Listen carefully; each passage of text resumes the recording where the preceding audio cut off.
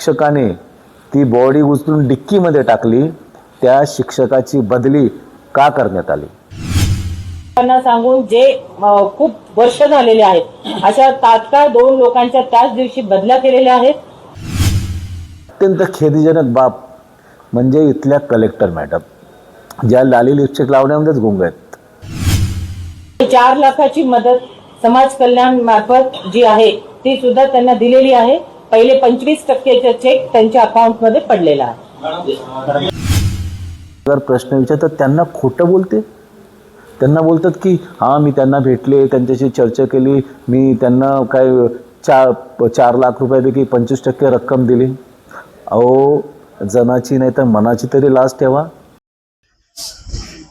लातूरच्या नवोदय विद्यालयामध्ये जो प्रकार घडला त्या अनुषंगाने कलेक्टर मॅडमनी वैयक्तिक पत्रकार परिषद न घेता दुसऱ्याच पत्रकार परिषदेमध्ये पत्रकारांनी विचारलेल्या प्रश्नाचं उत्तर देत असताना खोटी माहिती पत्रकारांपर्यंत पोहोचली अशी शंका पत्रकार तर व्यक्त करतच आहेत, परंतु त्यांच्या नातेवाईकांनी आईवडिलांनी त्यावरती आक्षेप घेत आम्हाला अशा कोणत्याही प्रकारची सुविधा त्यांनी दिली नाही किंवा वैयक्तिक कलेक्टर मॅडम आम्हाला भेटल्या नाहीत या गोष्टीचं त्यांनी एक विरोध केलेला आहे. आणि त्याच अनुषंगाने लातूर शहरात काल लातूर शहरामध्ये अनेक बाहेरील संघटना येऊन अनुष्काच्या या प्रकरणाला पाठबळ देत कलेक्टर मॅडमचा जाहीर निषेध करत आहेत, त्यांच्यावरती रोष व्यक्त करत आहेत. ते कशा प्रकारे करत आहेत ते जाणून घ्या.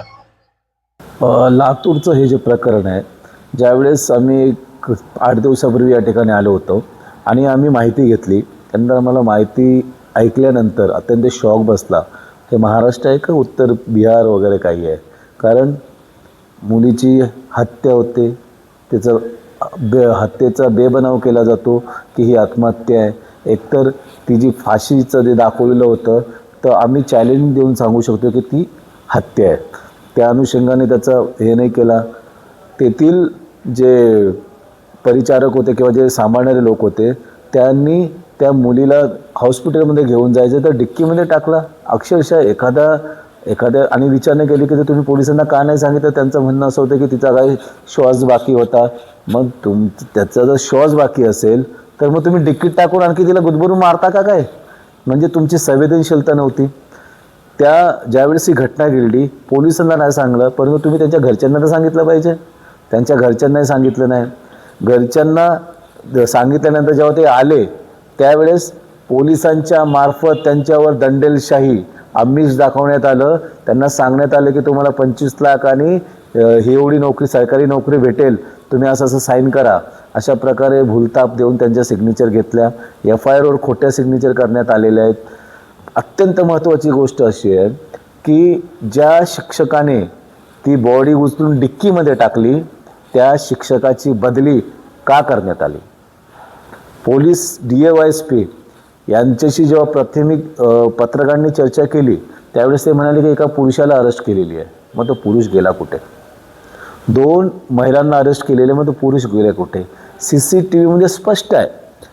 एक पुरुष त्या CCTVमध्ये दिसतो की तो झाडीतून आलेला आहे आणि पुन्हा बाहेर गेलेला आहे.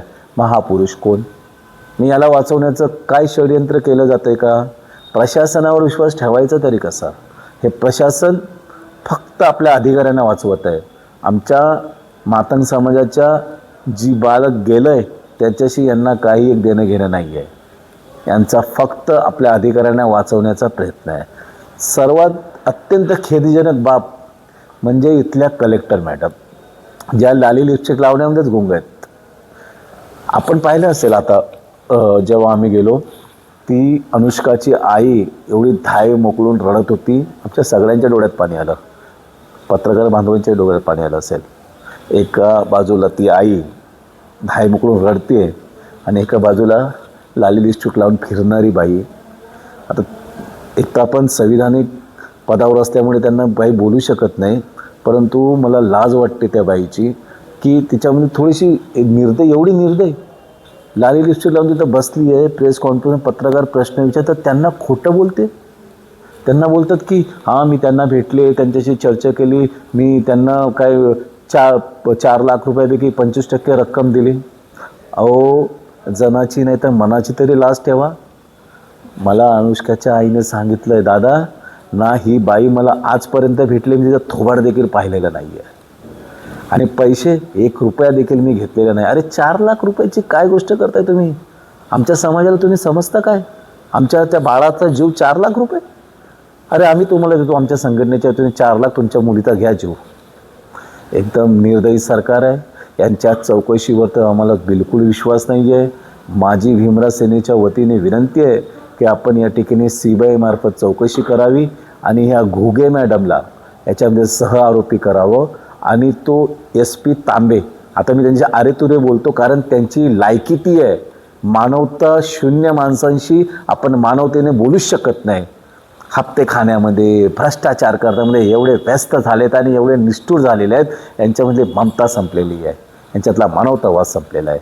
म्हणून आम्ही या प्रशासनाला जाग येण्यासाठी आज माझ्या लेकीची जिथं हत्या झाली तिथून लाँग मार्च काढलेला आहे.